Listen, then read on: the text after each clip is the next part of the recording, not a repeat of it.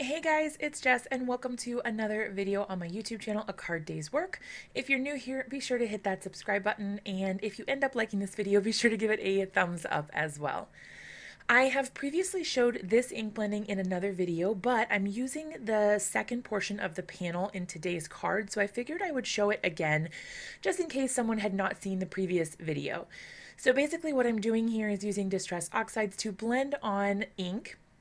I'm using Shaded Lilac, Speckled Egg, Stormy Sky, and I think Chipped Sapphire to blend on this nice array of blues and like kind of a purple dusky sort of feeling here. I used the other card in a super cute little scene card meets clean and simple card, and I'll have that linked up above in the cards in the upper right hand corner. If you guys want to check that out, you can click over to that video as well and see how that one turned out. But basically, I'm a big fan of getting 2-for-1 backgrounds here, and this was the perfect way to use this. I'm going to be combining the other part of this background with some Simon Hurley stamps for my project today. So once I got my ink blending done, I used the water sprayer or distress sprayer from Ranger and Tim Holtz. I sprayed the water into my hand and then flicked the droplets onto my background. You can see that it oxidized the ink and sort of lifted that color so you get a faded look there.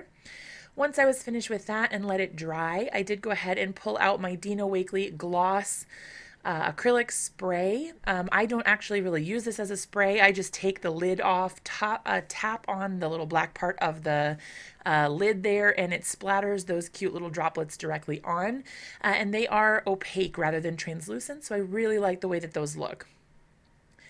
For the next portion of the card, I am going to be doing some heat embossing. So I grabbed some different colors of cardstock here in coordinating colors for my background, and I decided to stamp out the cute little ornaments. I wanted to arrange them, well, originally, I'm going to be honest, I hadn't planned to use more than one, and then once I started doing this and I got all my heat embossing done, I was like, oh, you know what would be really cute is if I went ahead and did more of these. So as you guys know, if you watch my channel, I'm a little bit more of a fly by the seat of your pants crafter, and I get a little bit I don't know, I changed my mind throughout the process quite a bit. So what I decided to do was go ahead and finish cutting this one out, and then I went back and heat embossed 2 additional ornaments on different colors of cardstock. Now if I had it to do over again, I would probably select a more different colored cardstock for my third piece, because the papers looked different when they were side by side before I started doing my heat embossing and all of that, but when they are combined onto the card and laid side by side, they really do look very similar, and it looks like I just have 2 navy ornaments. So I probably would have tried to pick a color that was a little bit different. As I finished up cutting with my scissors here, I was able to go ahead and start assembling the rest of the card. So I went ahead and used my ATG, this is like a double-sided tape here, to attach my panel. You can see that the original panel I had in the beginning, I just sliced right down the middle. So instead of it being 4 1/4 by 5 1/2, I just trimmed it, so I guess it's what, like 2 1/8 maybe by 5 1/2. I took a picture of the layout that I liked, because sometimes I like something, and then when I move the things to go ahead and start assembling everything, I can't remember where I had it, and I get frustrated. So I actually took a picture with my phone so that I would remember exactly how it was laid out, and then I went ahead and attached those with my ATG as well. You may be wondering, why in the world is there a fork in this video? Well, this is my handy dandy ribbon bow tire. I have a video on it, so I'll put that in a card up in the right hand corner as well.